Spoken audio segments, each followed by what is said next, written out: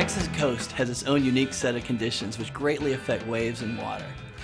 Gently sloping beaches and warm water are seductive, but there's hidden dangers beneath the surface. Understanding the environment is the key to being safe while having a great day. Along the Texas coast, the bottom contour is very different from that of the east and the west coast, where there may be a steep drop-off. The Gulf stays shallow a long way out.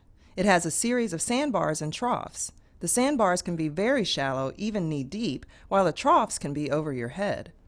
Random inshore holes also form as a result of breaking waves. These holes can be very deep compared to the surrounding areas. Sandbars, troughs, and holes are created by waves and currents. One such current is known as the lateral or longshore current. A lateral current is caused by the action of the wind and waves and runs parallel to the shoreline. You can usually see the direction it is flowing by checking the angle of the waves as they rush for the shore, by watching swimmers as they float by, or checking the direction of flags blowing in the breeze. When swimming, you should always pick a reference point on shore and use it to maintain your position and to prevent you from drifting into a dangerous area. After a lateral current runs for several hours, the sandbar and trough system becomes more pronounced and there can be a steep drop-off close to shore, which creates a danger for swimmers. Another current is a rip current, which is a narrow river-like current that runs perpendicular to the shoreline and out to sea.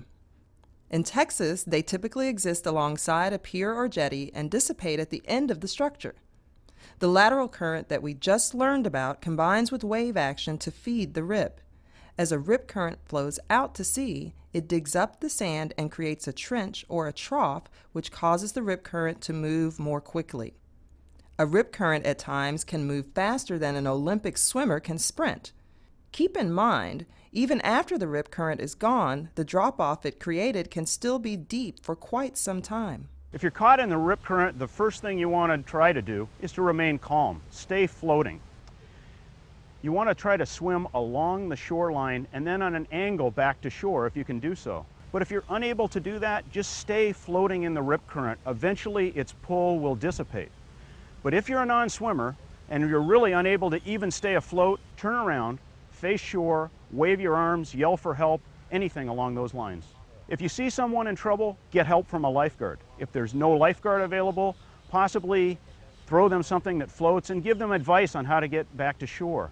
Don't try to go in and effect a rescue. Every year people drown trying to rescue others.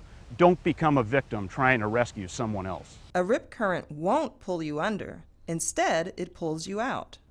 They are the leading surf hazard to beachgoers. According to the United States Life-Saving Association, they are responsible for 80% of all drownings in the surf environment. Remember, the current will begin to calm down beyond the breakers or at the end of a structure, so go with the flow, just ride with the current. The key is to be smart. Don't panic if you get caught in a rip current. But better yet, don't swim within 100 feet of structures like rock jetties or fishing piers where you're likely to encounter one. If you can't spot a rip current, ask a lifeguard to point one out. If you're a kid or not a great swimmer, stay in water that is no more than knee to waist deep and always wear a life jacket. Of course, everyone should always swim with a buddy. Always know where you are.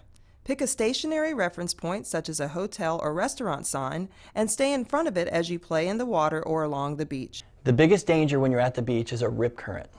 What you want to do is stay far away from piers and jetties, and if you're ever caught in a rip current, relax and go with the flow or swim parallel to shore and back in. Most importantly, when you're out on the beach, be aware of your surroundings at all times.